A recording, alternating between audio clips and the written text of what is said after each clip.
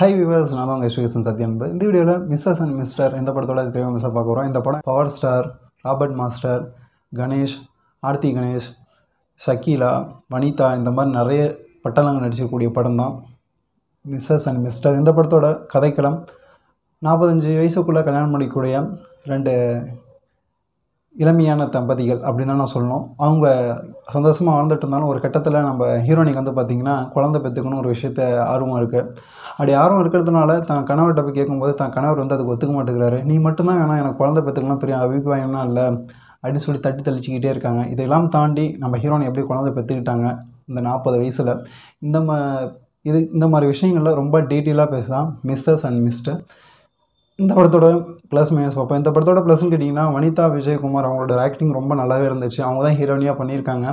So அந்த தாய்மை, அதோட ஏக்கம், ஏன் குழந்தை பெற்றுக்கணும், குழந்தை பெற்றுக்கலாம் இங்கே என்ன நம்மளை எப்படி பேசுவாங்க, குழந்தை பெற்றுக்கிட்டால் நம்மளை எப்படி பேசுவாங்க, இதுக்கெல்லாம் எப்படி ஒரு காரணம் வச்சு எப்படி குழந்தை பெற்றுக்க தன்னோட காதலனோட போராடுறாங்க, உருகி லவ் பண்ணுறது, கான்ட்ரவர்சியாக ட்ரெஸ் போடுறது, ஸோ அடல்ட் கண்டென்ட்டில் டபுள் மீனிங்கில் வசனம் பேசுகிறது, இந்த மாதிரி விஷயங்களில் வனிதா சரியாக பண்ணியிருந்தாலும் ஸோ இதெல்லாம் இந்த படத்துக்கு தேவையான ஒரு கட்டத்தில் நம்ம யோசிக்க வைக்கிறாங்க வனிதா விஜயகுமார். ராபர்ட் மாஸ்டர் வந்து பார்த்திங்கன்னா ஆக்டிங் ஸ்கில் பெருசாக இல்லைன்னாலும் நடிக்க கூப்பிட்ருக்காங்க, நடிக்கிறேன் அப்படின்னு சொல்லிட்டு நடிச்சிருக்காரு.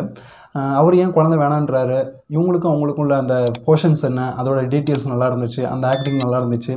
குழந்தை வேணான்னு சொல்லக்கூடிய அந்த ஃப்ளாஷ்பேக் காட்சிகள் கொஞ்சம் ஏற்றுக்கிற மாதிரி இருந்தாலும் இது இப்படி இருக்கவங்கள்ட்ட மத்தியில் இந்த ஃப்ளாஷ்பேக் எடுப்படுமா அப்படின்னு சொல்லிட்டு நம்மள்ட்ட யோசிக்க வைக்கிறாங்க ஸ்க்ரீனில்.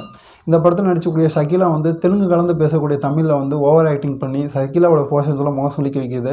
ஷக்கீலா கூட இருக்கக்கூடிய அந்த டீம் ஆன்டிஸ்லாம் வந்து பார்க்கும்போது ஸ்க்ரீனில் அட்டகாசம் செஞ்சு ஒரு கட்ட வரக்கூடிய கணேஷும் ஆர்த்தியும் அவங்களோட ரோல் வந்து மனசில் அந்தளவுக்கு நிற்கிது. அவங்களோட ஆக்டிங் ரொம்ப நல்லாவே இருந்துச்சு. பாத்திமா பாபு, ஷர்மிளா, வாசுகி இவங்களோட ரோல்லாம் வந்து ரொம்ப ஒரு ஓவர் ஆக்டிங் மாதிரி தான் இருந்துச்சு. ஸ்க்ரீனில் ஒரு கதையை எடுத்துகிட்டு வந்து, அதாவது ஒரு 40 வயசு இருக்கவங்க லவ் பண்ணுறாங்க, கல்யாணம் பண்ணிக்கிறாங்க, குழந்தை பெற்றுக்கணும் போது ஏன் வேணான்னு சொல்கிற அந்த ரீசனு, குழந்தை பெற்றதுக்கான அந்த ரீசன், இந்த நல்ல ஒரு ஸ்டோரியை ஸ்க்ரீன் ப்ரெசன்ஸில் வந்து சொதப்பிட்டாங்களோ, டைரக்டர் நீங்கள் நடிகன்னு சொல்லிட்டு எங்கே பேக்கப் பண்ணிட்டு கிளம்பி போயிட்டாரா, இல்லை எடிட்டர் எங்கெங்கே கட் பண்ணுன்னு தெரியாமல் கட் பண்ணாமல் விட்டுட்டு போயிட்டாரா, பவர் ஸ்டார் ஏன் அந்த படத்தில் நடிச்சிருக்காருன்னே தெரில.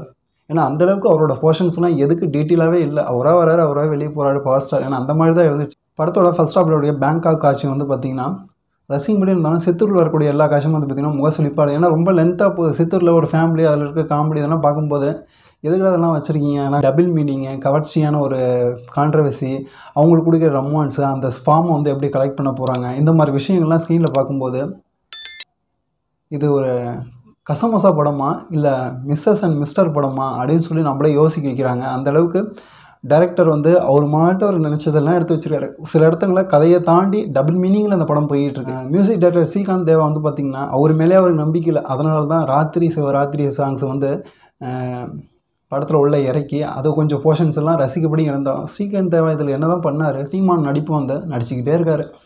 அவரோட போர்ஷன்ஸ் என்ன, அவருக்கான டீட்டெயில்ஸ் என்ன, நடிச்சுக்கிட்டே இருக்க அந்த மாதிரி தான் இருந்துச்சு.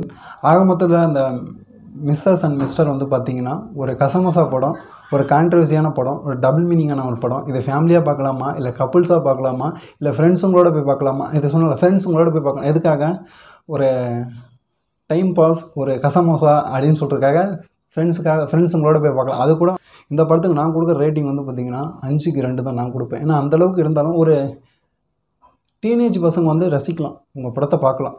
ஸோ அதுக்காக உங்கள் படம் பார்க்கலாம். அது போன்ற சுவாரஸ்யமாக அடுத்த சந்திப்பது உங்களை எஸ்விஎஸ்என் சத்யன்பு. பாய், லவ் யூ ஆல்.